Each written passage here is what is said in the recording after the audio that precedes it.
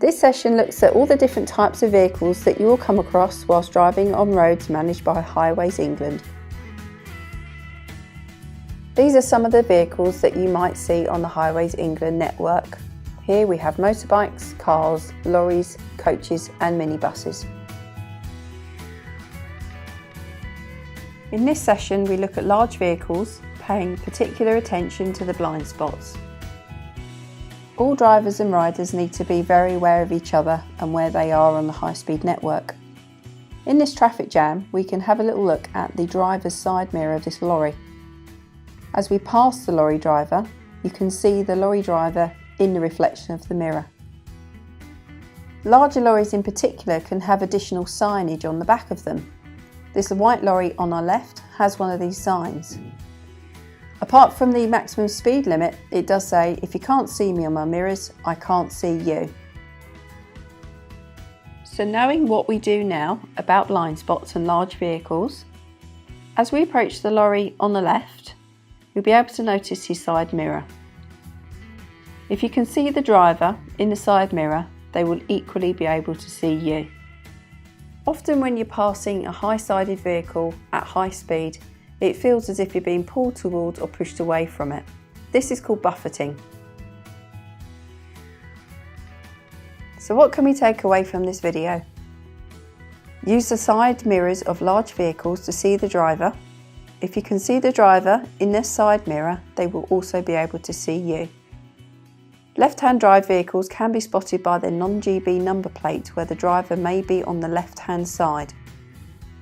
Buffeting can happen when passing larger vehicles at high speed. So now you know to expect this. Just hold the steering wheel steady as you pass the large vehicles and it's quite normal. In this session we take a look at vans and particular attention again to the blind spot area.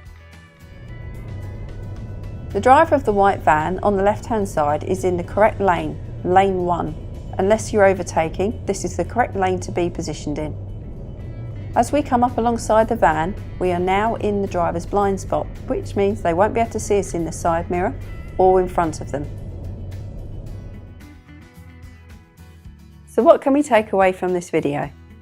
The driver of the van was in lane 1, which is the correct lane to be in, unless they're overtaking. The driver's blind spot is a large area to the side of the vehicle. If you can see the driver in the side mirror, they can see you. The same rules apply to vans as they do for larger vehicles. In this session we look at cars, paying particular attention to blind spots. As we approach the blue car in lane 1, the driver of the car will be able to see us in the mirrors. As we pull alongside the car, we will disappear from their view in the door mirror. This is known as the blind spot. If the driver of the blue car wanted to change lanes whilst we're in their blind spot, they would need to make a sideways glance to see us, as we cannot be seen in their mirrors or through the side window. It's good practice when you're driving on a motorway or road with lots of lanes not to sit in another driver's blind spot area.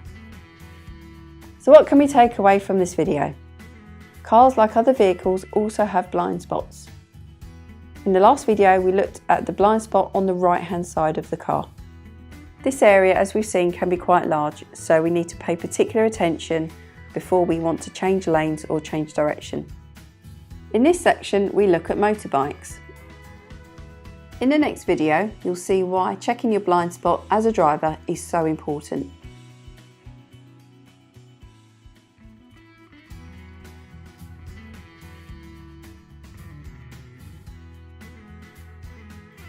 In the next video, you'll see things from the rider's perspective.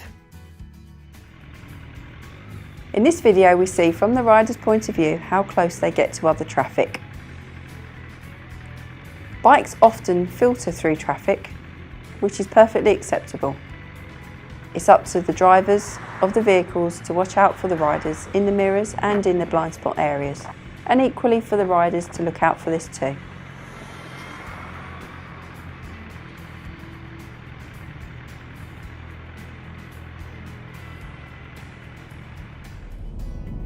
From a driver's point of view, bikes can suddenly appear.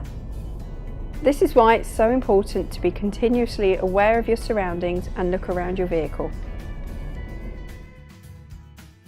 So So what can we take away from these videos? Bikes often filter through traffic.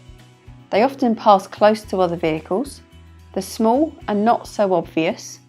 Do make sure, as drivers, we make a series of quick glances before changing direction. When we look, sometimes we don't actually see what's there. All road users must look out for each other. In this section, we look at emergency vehicles. Highway Code Rule 219 for emergency and incident support vehicles. You should look and listen for ambulances, fire engines, police, doctors or other emergency vehicles using flashing blue, red or green lights and sirens or flashing headlights. Traffic officers and incident support vehicles using flashing amber lights. Don't panic if one approaches, and also consider the route of this vehicle and take appropriate action to let it pass. Make sure you comply with all traffic signs. If necessary, pull to the side of the road and stop, but try to avoid stopping before the brow of a hill, bend or narrow section of the road. Never put yourself or other road users in danger, and don't mount the curb if you can avoid it. Do not brake harshly on approach to a junction or roundabout, as the following vehicle may not have the same view as you. In the next video, you will hear and see an ambulance approaching.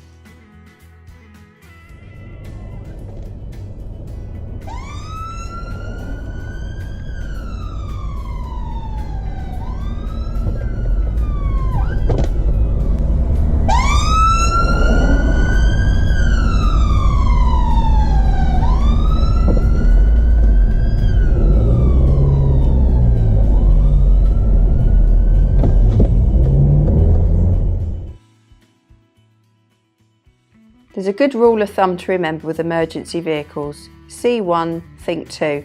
They often travel in pairs to attend an incident, so if you're seeing one or hearing one, there will often be another one following. In this section, we're going to take a look at vulnerable road users. So the most vulnerable road users actually are pedestrians, cyclists, motorcyclists and horse riders.